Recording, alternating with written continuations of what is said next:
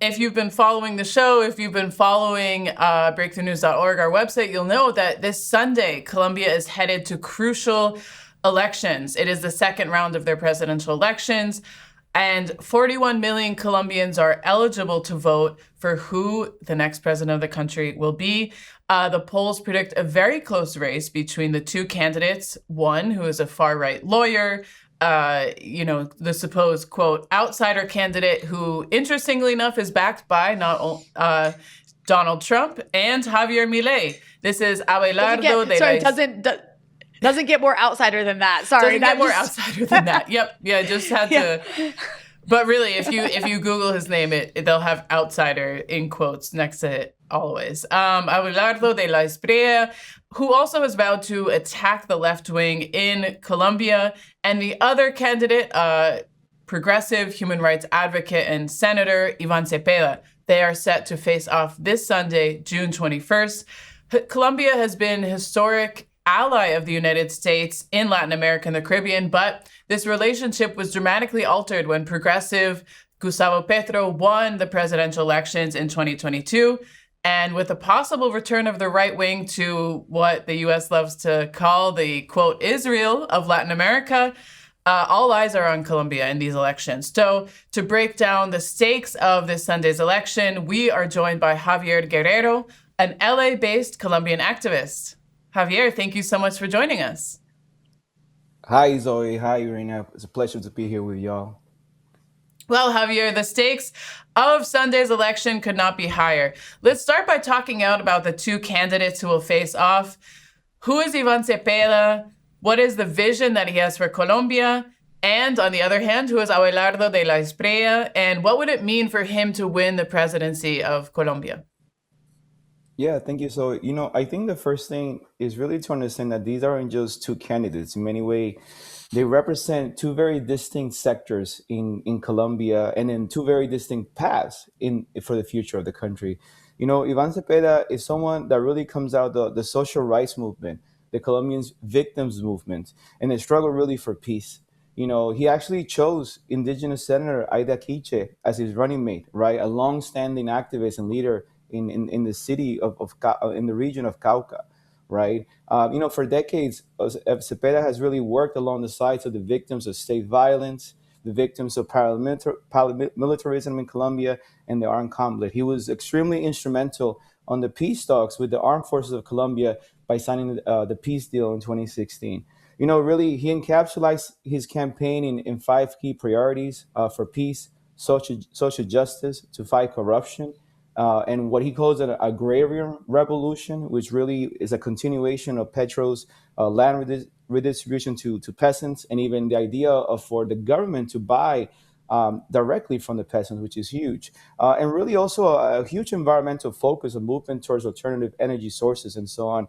I mean, in many ways, Ivan Cepeda represents Colombia's, the victims of Colombia's decades-long civil war, as we say. But really, most importantly, he represents what you mentioned in the beginning, this continuation of this historic shift in Colombian politics that saw the election of the first progressive Petro.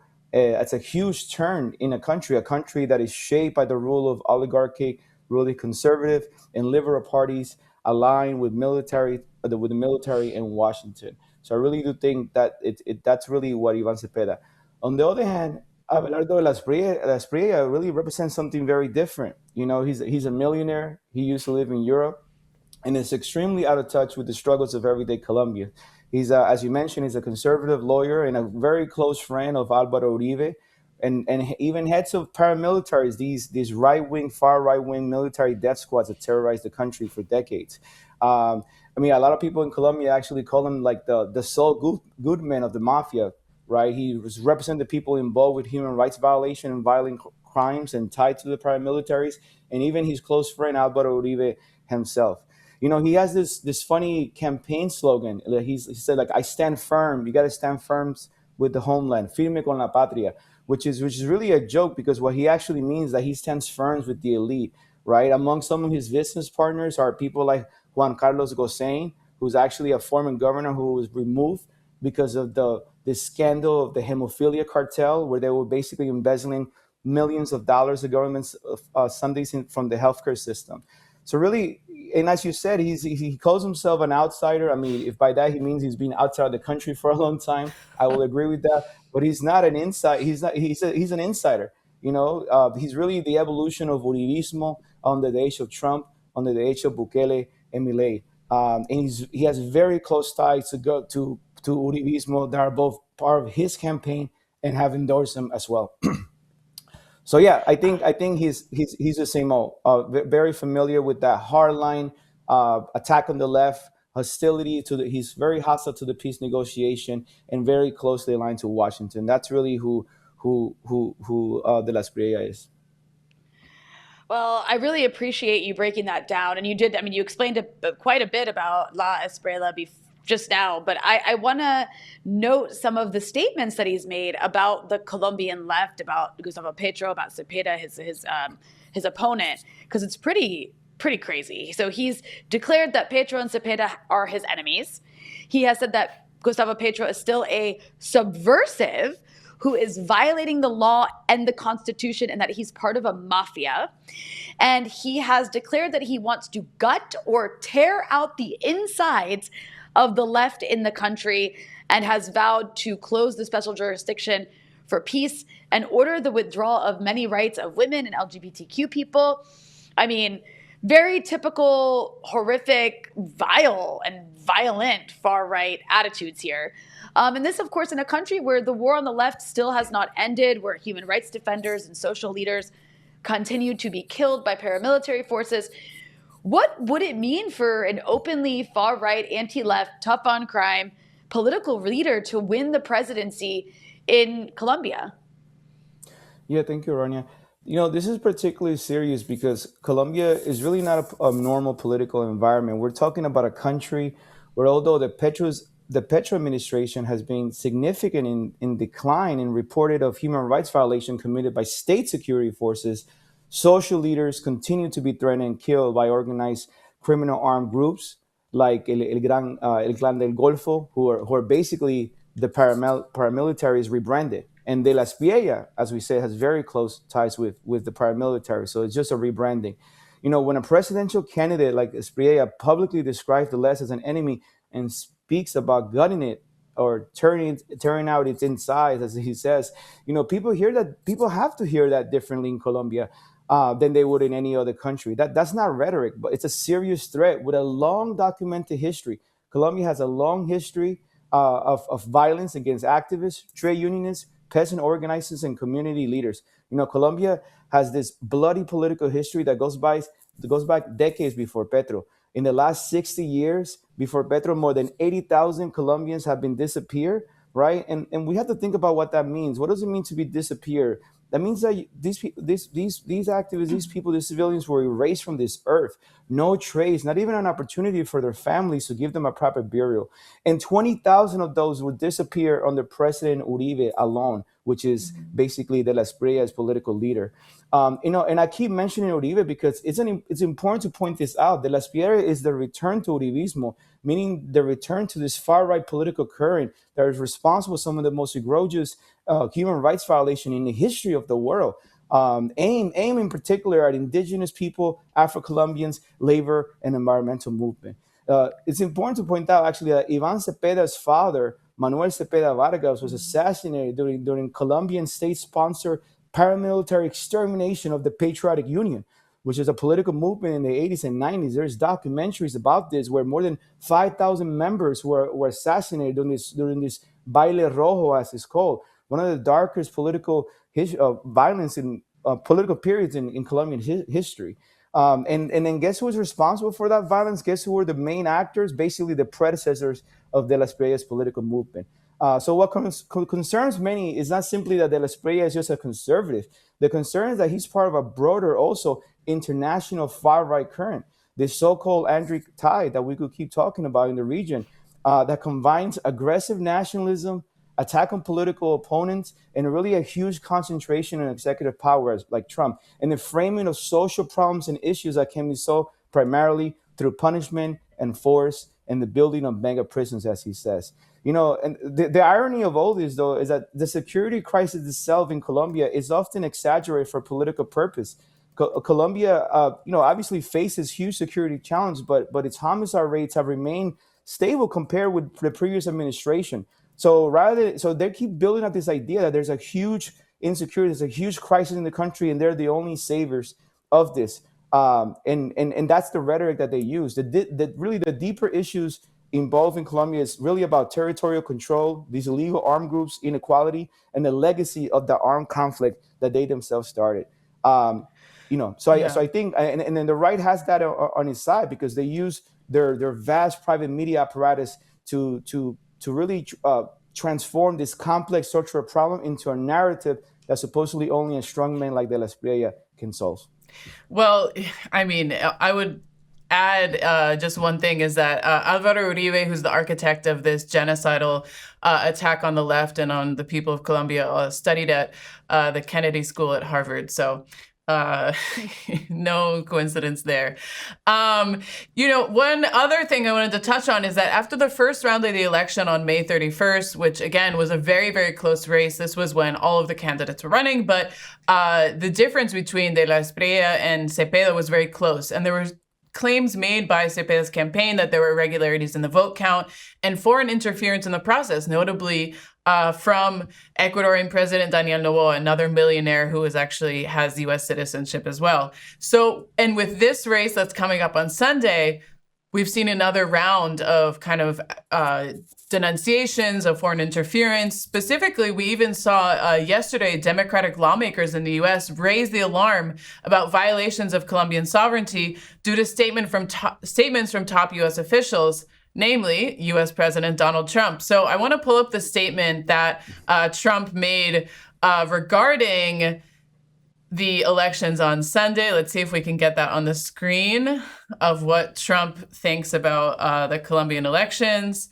But I will start reading it because he says, it sounds very similar to a statement that we saw ahead of the Honduran elections in November 2025.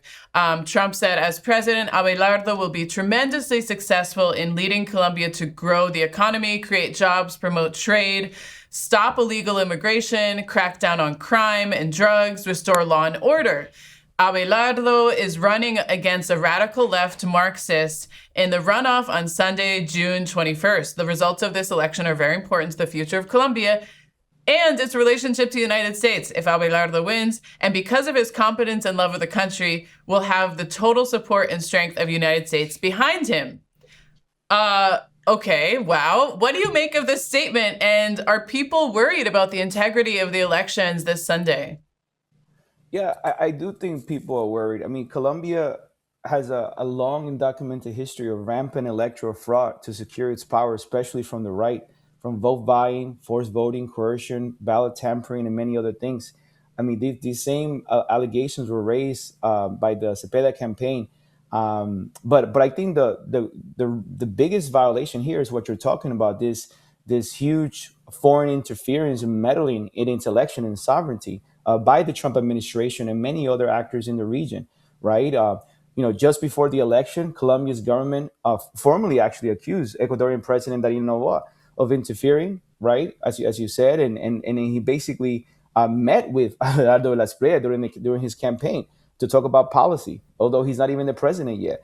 Abelardo de la Espriella himself bragged about meeting with Marco Rubio, and we know what that meeting could have been about, right? But what you're talking about here, this public endorsement by Trump of De La Espriella and his support, and he's pledging his support for he's pledging his support for Colombia to his victory, to De La Espriella's victory. That's not a subtle signal. It's really a tactic that has been repeated by Trump in the region more than once. And Colombia, as you said, has historically been Washington's closest strategic ally in South America. So when a sitting U.S. president tells basically Colombians which candidate would enjoy the backing of the U.S., many people obviously see it as inappropriate and a violation of their sovereignty and electoral process. So at the end of the day, really, what matters the most is that Colombians should be able to decide their future, not Washington, not Quito, or any other external actor. Yeah, it's so wild. Imagine if the heads of other states were giving opinions about who they wanted to win in the U.S. You wouldn't hear the end of it. Unless it's Benjamin Netanyahu, in which case, exception. But, I want to zoom out, Javier, and look at the region as a whole, because, a couple years ago when Gustavo Petro was elected president of Colombia, things were looking quite strong for the region with this kind of second progressive pink tide. And then you look at what's happening right now, and the left and progressive governments are quite few and far between in Honduras, Bolivia, Chile, Argentina, Ecuador, Peru. We've seen significant setbacks where progressive forces were in power, but are no longer. And then you see Cuba is totally isolated and cornered and just being completely suffocated. You've really only got Mexico, who's daring to provide the sort of minimum humanitarian aid, as Cuba is totally strangled by the Trump administration right now. What would it mean for the right to triumph in Colombia, yet another Latin American country? Yeah, I mean, I think it would be another huge setback, another huge flow. Really, Latin America, it's entering what some are called the full-fledged, what some are calling this angry tide that I mentioned earlier, which is basically a widespread political shift from what was then called the progressive pink tide. I mean, there's many names for it. Really, that was signaled by the election of Hugo Chavez in Venezuela, and other left progressive victories in Ecuador, Bolivia, Brazil, Argentina, and so on. Those governments really achieve important gains, but they also face huge domestic pressure by the domestic elites, use imperialism, sanctions campaigns led by the United States, coups, even lawfare campaigns, and economic crisis. So I think what we're living through right now is really a period of a backlash from this. Colombia has historically been Washington's closest ally in South America, but under Petro, that relationship changed. Relations with Venezuela were normalized, integration was increased, and he was actually, Petro was very outspoken on the genocide on Gaza, led by Israel and backed by Trump and the United States, and really also being very critical in Trump's military aggression attacks on Cuba and Venezuela. He represented a departure in a somewhat more independent foreign policy, and his election and that of AMLO and later Sheinbaum in Mexico really gave people a glimpse of hope. So what we're, that hope, but what we're seeing across Latin America is the rise of this angry tide that instead of mobilizing hope and social transformation, it mobilizes frustration, insecurity, and anger. Recently, a huge development, the Trump administration secured an alliance with its partners in Latin America and the Caribbean, the so-called Shield of the Americas, an alliance of 12 countries to undertake intelligence, security, and military actions. All aim at preserving U.S. hegemony in the area. Is really, when you really think about it, it's the start of a Latin America wannabe NATO. And this is what Colombia matters so much. If the Espriella wins, strength this continental axis represented by Trump, Bukele, Milei, Noboa in Ecuador, and very other right-wing governments. It will likely, as you said, increase the pressure on Venezuela and Cuba and weakens efforts in Latin America towards integration and encourage a broader rightward shift really in the region. And that's particularly important because right now, as we're sitting right now, we're all awaiting the results of Peru's presidential election, which is basically neck and neck, but also involving a deep legitimacy crisis. The Colombian election could help really set the tone for the next political cycle in Latin America. On the other hand, if Cepeda wins, it will demonstrate that progressive forces can still compete despite this right-wing trend that we're seeing. It will preserve a government in Colombia committed to peace, regional cooperation, and more independent in foreign policy. So really, this election is not just about who governs Colombia in the next 4 years. It's really about the political balance of the hemisphere and where Latin America moves towards, whether it moves towards more authoritarian right-wing populism or maintain space for progressive and popular movements in the regions, which is what we need. Well, Javier, thank you so much for joining us. And we will definitely be watching to see what happens this Sunday. Because as you said, this is not only about Colombia, it's about the region and, of course, the region's relationship with the United States under Donald Trump. So we'll be watching that, and you can follow breakthroughnews.org for updates on the elections. So make sure that you've bookmarked that page. And Javier, we'll let you go, but thank you once again for the fantastic analysis. No, thank you, Zoe and Rania. It's a pleasure.